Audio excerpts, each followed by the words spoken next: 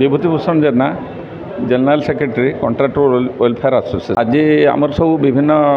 विषय आमर कॉन्ट्राक्टर मानकर जो सुविधा असुविधा विषय बहुत आलोचना है आगामी कार्यपंथा से अनुसार आम स्थिर कलु आमर गोटे एडवाइजरी बोर्ड है बहुत सीनियर पर्सन माने एक्सपीरियंस लोक मानक आम रखिलु जमी आमर मुख्यतः आमर पूर्वतन मुख्य शासन सचिव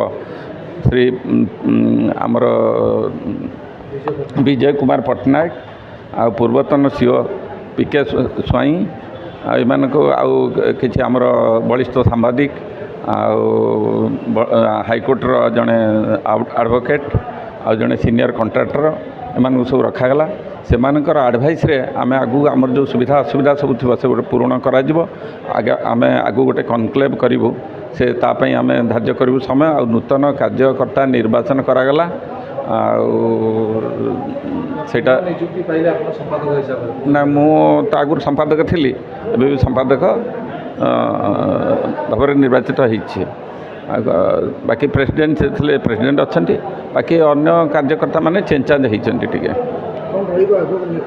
ना आगु को आमर केमी कौन आमर जो दाबी सब अच्छी सरकार पाखे जो गुड़ा पूर्ण ही नहीं से विषय आम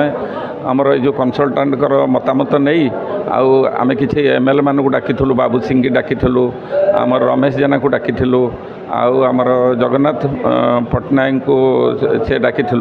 आमर से एडवाइजर हिसाब से डाकी से से मैंने आमको केमी सरकारी स्तर में आम जो दाबी गुड़ा अच्छी से गुड़ा कि पूरण हम से मैंने आमको टे सहयोग करेंगे ताकू भी आम गेस्ट हिसाब से डाकी तांकर भी मतामत नेलु नहीं आम सब ये है आगामी जो कार्यक्रम सब करा से विषय सब आलोचना है।